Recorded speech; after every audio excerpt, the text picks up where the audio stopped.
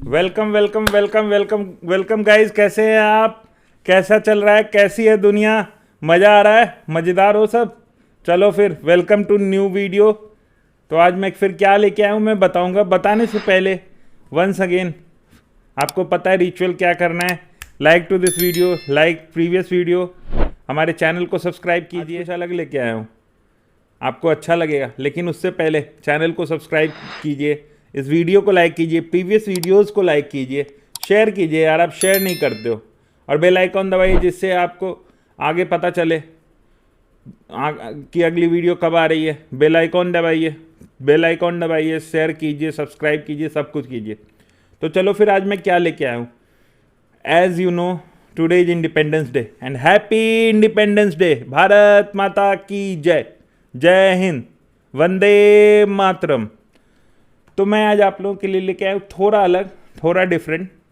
वैसे तो हम लोग सब कोई बहुत सारे अपने फ्रीडम फाइटर्स के बारे में जानते ही हैं। आज मैं आपको फ्रीडम फाइटर्स के बारे में ही बताने वाला हूँ, लेकिन कुछ अलग, जिनके बारे में ज़्यादा हम नहीं जानते।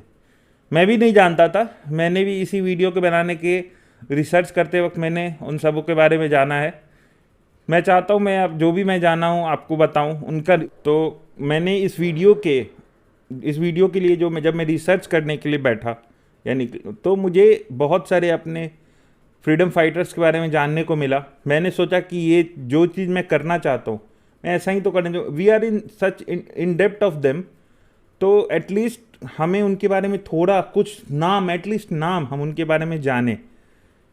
वैसे हम मैं या आप लोग सारे लोग अपने कई सारे फ्रीडम फाइटर्स के बारे में जानते हैं, बट मैं कुछ ऐसे डिफरेंट के बारे में जान जिनके बारे में उतना हमें ना बताया गया है, या बताया गया, या एटलीस्ट हमारी भी जिम्मेदारी है कि हम जानें।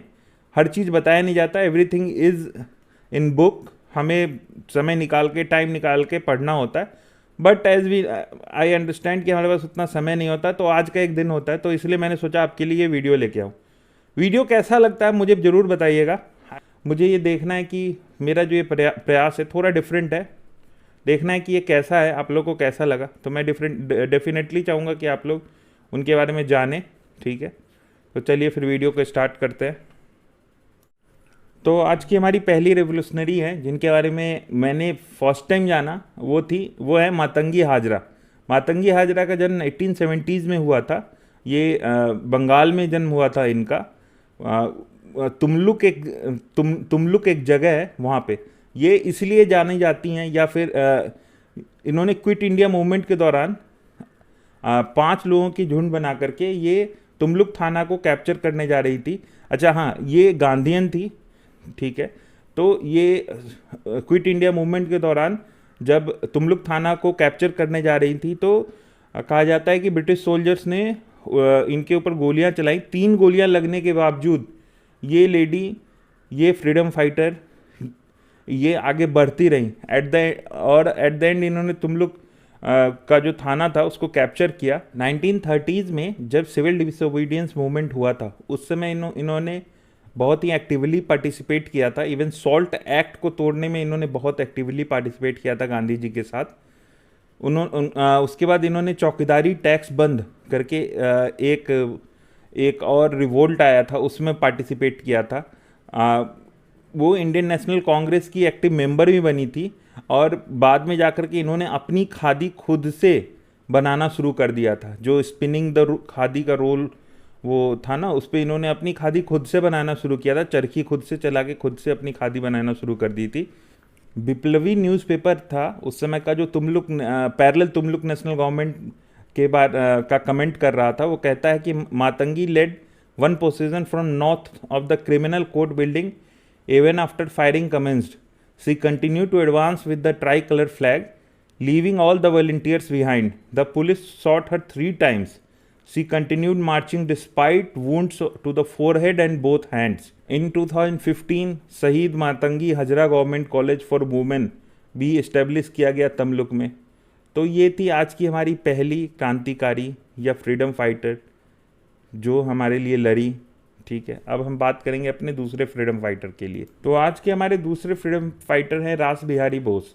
रास बिहारी बोस के बारे में भी हम उतना नहीं पॉपुलर कल्चर में जानते हैं, इसलिए मैंने सोचा, मैं जानता था, मैंने नाम सुना था उनका, बट उनके बारे में इतना नहीं जानता था जितना मैंने पढ़ करके ये बात जानी रास बिहारी बोस के बारे में। रास बिहारी बोस का जन्म 1886 में हुआ था। वो रिवोल्यूशनरी थे। उन्होंने इंडियन नेशनल आर्मी को भी लीड किया था, जो 1942 में इस्टेब्लिश हुआ था अंडर मोहन सिंह, उसको भी रास बिहारी बोस ने लीड किया था।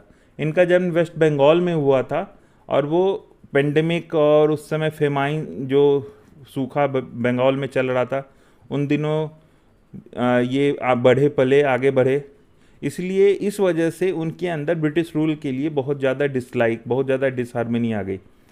तो रास बिहारी बोस का इंटरेस्ट रिवोल्यूशनरी एक्टिविटीज़ में बहुत ही पहले से था। इनफैक्ट उन्होंने बंगाल भी छोड़ दिया था जब अलीपुर बॉम्बिंग का ट्रायल चल रहा था। वो उसके बाद देहरादून गए थे। देहरादून में उन्होंने उस समय के जो रेवोल्यूशनरी थे, जैसे जतिन मुखर्जी, लोगों से उन लोगों ने वो मिले, और जो वो एमिनेंट रेवोल्यूशनरी थे जो आर्य समाज मेंबर्स के थे, या उस समय यूपी और पंजाब में के जो रेवोल्यूशनरी थे उनसे मिले। तो फिर 1912 में क्या होता है कि लॉर्ड हार्डिंग है ना, गवर्नर जनरल और वाइसरॉय था, तो 1912 में दिल्ली में उसके ऊपर अटैक होता है, एसेसिनेशन अटेम्प्ट होता है। उसमें अपने बोस साहब का नाम आ जाता है, तो बोस साहब को इसके चक्कर में छुपना पड़ता है।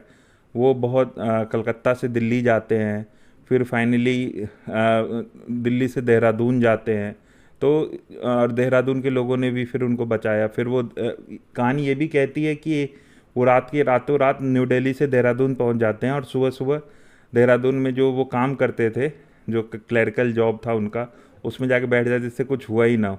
तो वो बहुत छुपते छुपाते, फिर इवन हार्डिंग ने अपने जो लाइफ एक बुक लिखी, उसमें इनको लीडर ऑफ द मेन कहा है। तो अपने लाइफ करियर में आगे बढ़ते हुए 1915 के अराउंड ये जापान चले जाते हैं। वहाँ पे भी वो अपना नाम चेंज करके जाते हैं, प्रियनाथ ठाकुर के नाम से जाते हैं वहाँ पे। तो ये जापान जाते हैं। जापान में ही जा कर के उन्होंने वहाँ पे शादी भी कर ली थी।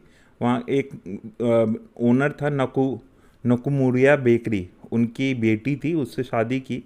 और वहाँ पे इंडियन करी, जापान में इंडियन करी को फेमस करने में, क्योंकि वहाँ पे ब्रिटिश करी बहुत फेमस था, तो इंडियन करी को फेमस किया, जो कि सस्ता था वहाँ पे। फाइनली जापान में उन्होंने कई सारे जो अपने इंडियन नेशनल फ्रीडम स्ट्रगल के जो कई सारे लोग थे उनसे मिले।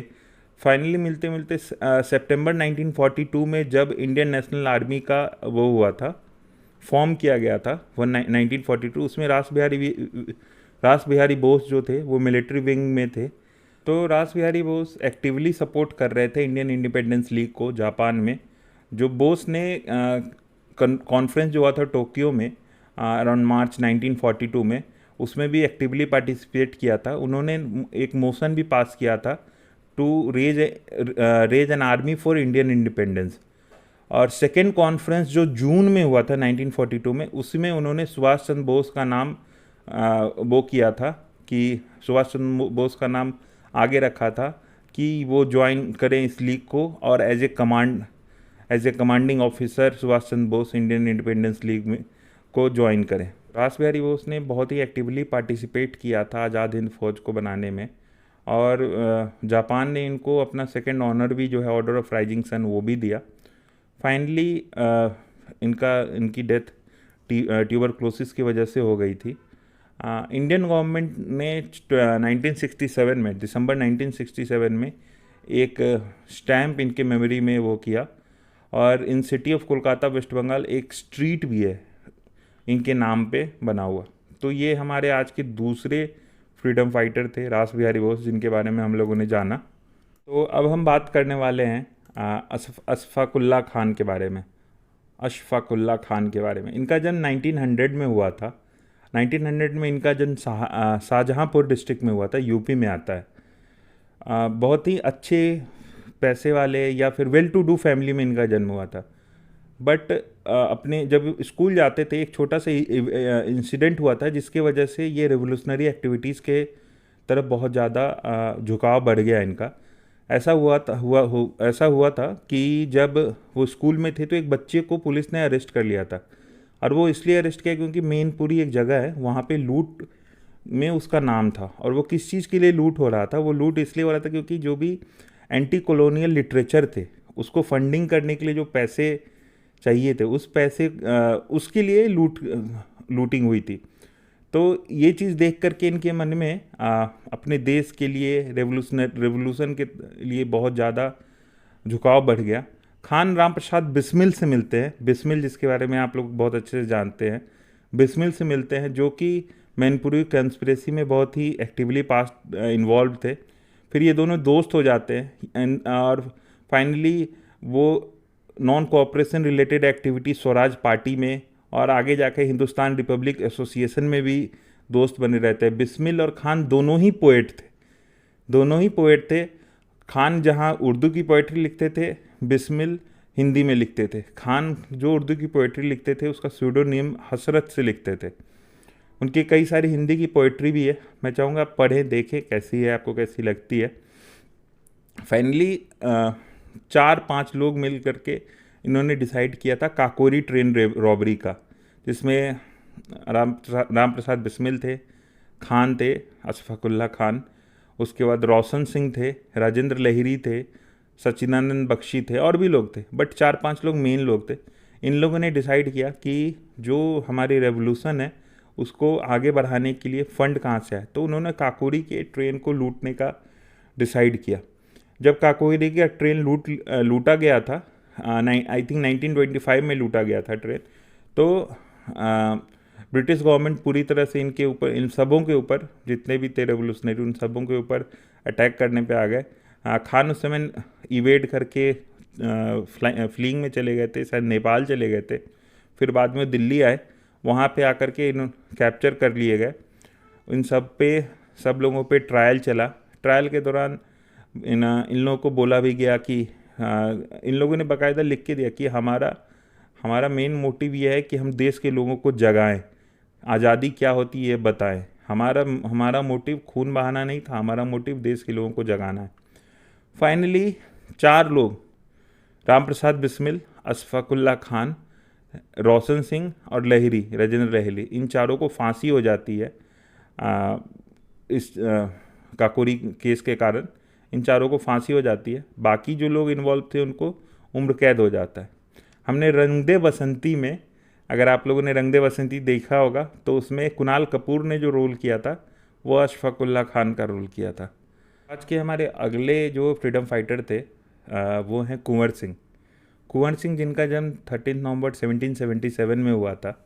वो इंडियन रिवेलियन जो 1857 में हुआ था उसके बहुत ही इम्पोर्टेंट मेंबर थे। इनका जन्म 1777 में बिहार में हुआ था, जो अब भोजपुर डिस्ट्रिक्ट में आता है, एक जगह है जगदीशपुर, वहाँ पे। ये राजपूत बिरादरी से आते थे। ब्रिटिश सोल्जर, यहाँ मैं आप लोगों को बताना चाहूँगा कि ब्रिटिश इनको पता है कैसे डिस्क्राइब करते थे, a tall man about 6 feet with aquiline nose, मतलब ये बहुत ही रुतबा वाला होता है ना इंसान, उस तरह के इंसान थे। इनके पिता का जो डेथ 1826 में हो गया, उसके बाद वो जगदीशपुर के तालुकदार बन गए थे। इनके 2 भाई थे। 57 का रिवेलियन हुआ था, उस समय कुंवर सिंह का उम्र 80 साल का था। 80 साल की उम्र में, सोचिए 80 साल की उम्र में ये आदमी अंग्रेज़ों से लड़ने चला गया था। और इनके दोनों भाई बाबू अमर सिंह और हरे कृष्ण सिंह, इन दोनों ने जुलाई 1857 में इन्होंने दानापुर में अटैक किया था और दानापुर का रिवोल्ट में बहुत ज़्यादा भाग लिया था। फर्दर वो आगे बढ़ते हुए आरा को भी कैप्चर किया, लेकिन बाद में आरा में मेजर विंसेंट आयर जो था उसने 3 अगस्त को वापस से आरा को रिकैप्चर कर लिया था और कुंवर सिंह की आर्मी को हरा दिया था। इस रिवेलियन के दौरान एक बार ऐसा होता है कि अपने कुंवर सिंह की आर्मी जो है सो गंगा नदी को क्रॉस कर रही होती है और उस समय ब्रिगेडियर डगलस जो है सो गोलियां बरसा रहा होता है। उसी में से एक गोलियां कुंवर सिंह को उनके रिस्ट में लग जाती है और ये रिस्ट में फिर वो इन्फेक्शन होने लगता है। कुंवर सिंह को लगता है कि ये रिस्ट मेरे लिए यूजलेस हो गया है और ये मुझको इवन स्लो भी कर रहा है। तो कुंवर सिंह ने पता है क्या किया, उन्होंने अपना रिस्ट ही काट दिया। रिस्ट काट के उन्होंने गंगा को ऑफर कर दिया, जैसे कहते हैं विसर्जित, मैं अपना रिस्ट, अपनी कलाई जो है सो गंगा को विसर्जित करता हूँ। अपने जो गांव था उनका जगदीशपुर, वहाँ पे गए। 1858 में वो ब्रिटिश ईस्ट इंडिया कंपनी को वो बुरी तरह से एकदम बिल्कुल राउट आउट कर दिए, मतलब उसको हरा के बाहर कर निकाल दिए। 23 अप्रैल में वो इंजर्ड हो गए थे इसी इन 1858 22 एंड 23 अप्रैल के दौरान वो इंजर्ड हो गए थे। इंजर्ड होने जब उसी लड़ाई में जब वो यूनियन जैक और सबसे लड़ रहे थे, जब वो युद्ध ख़त्म हुआ तो यूनियन जैक को इन्होंने बुरी तरह से हरा दिया। जगदीशपुर का किला जो था वो वापस से वहाँ पे इन्होंने अपना झंडा जो था, इंडिया का झंडा, उस समय तक तो नहीं आया था, बट वो जो झंडा था ब्रिटिश आर्मी का झंडा उखाड़ करके अपना झंडा लगा दिया। और फाइनली 1858 23 अप्रैल को, मतलब उस लड़ाई में बुरी तरह से इंजर्ड होने के बाद इनकी ये शहीद हो गए, डेथ हो गया इनका। उस समय के जो ब्रिटिश आर्मी के जो ऑफिसर थे वो पता है उनके बारे में क्या कहते थे? सर जॉर्ज ट्रेवलिन ने इनके बारे में कहा था, अपने एक बुक में उन्होंने ऑथर किया था, 2 facts may be deducted from the story of this operation. First, the besizers of the house at Ara were neither coward nor burglars. And next, that it was uncommonly lucky for us that Kunwar Singh was not 40 years younger. आप समझ रहे हो क्या बोल रहा है वो British? वो कह रहा है कि हमारे लिए बहुत लकी बात थी कि वो इंसान 40 साल और यंगर नहीं था। 80 साल के उम्र में उस आदमी ने अंग्रेजों के पानी पिला दिए थे। तो फाइनली दोस्तों, वीडियो को ख़त्म करने का समय आ चुका है। जैसा कि आप लोगों ने देखा कि आज हमने कुछ अलग किया है। मैं चाहता था कि एटलीस्ट मैं या मुझे देखने वाले लोग, हम लोग कुछ नया जाने, कुछ नया सीखें, क्योंकि इंडिपेंडेंस डे है। हम लोग सुबह सुबह उठ के झंडा फहरा के 2-4 गाने गा करके अपने अपने घर को, इंडिपेंडेंस डे को एज ए छुट्टी की तरह बिहेव करते। कुछ नया मैं अपने पर्सनल लेवल पे बताता हूँ कि मुझे आज ये हुआ कि मैं आज 5-6 इनफैक्ट 10 लोगों के बारे में पढ़ा, जिसमें से कुछ लोगों के बारे में मैं जानता भी था। मुझे इन सब चीज़ों में बहुत इंटरेस्ट है, बट एटलीस्ट 2-3 लोगों के बारे में मैं नहीं जानता, तो वो मुझे जानने को मिला। इसलिए मैं चाहता था कि जो लोग मुझे सुनते हैं या जो लोग मुझे देखते हैं वो अपने देश के फ्रीडम फाइटर्स के बारे में थोड़ा जानें। हम लोग शायद, I don't know, may be हम लोग शायद अभी थोड़ा अपने फ्रीडम फाइटर्स के बारे में जानना कम कर दिए हैं। अभी हमारे लिए देशभक्त होना कुछ और हो गया है, मैं उस तरफ नहीं जाऊंगा। तो फाइनली वीडियो ख़त्म करने का समय आ गया। ख़त्म करते वक्त बस इतना ही कहूँगा, वीडियो को लाइक करें अगर आपको अच्छा लगा तो, अपने दोस्तों में, अपने फैमिली मेम्बर्स में, सब में शेयर करें, उनको भी कुछ नया जानने को मिलेगा। छुट्टी के अलावा भी हम लोग इंडिपेंडेंस डे में कुछ कर सकते हैं, तो जानने को मिलेगा। 10-12 मिनट का वीडियो है, उतना ज़्यादा कुछ इशू नहीं है। लाइक करें, शेयर करें और चैनल को सब्सक्राइब करें प्लीज़। बेल आइकन दबाएं, जिससे आपको हमारी नई वीडियो जब आएगी तो आपको देखने को मिलेगा। कैसा लग रहा है बताइए, कमेंट कीजिए, आपके कमेंट का इंतज़ार होगा। तब तक के लिए जय हिंद।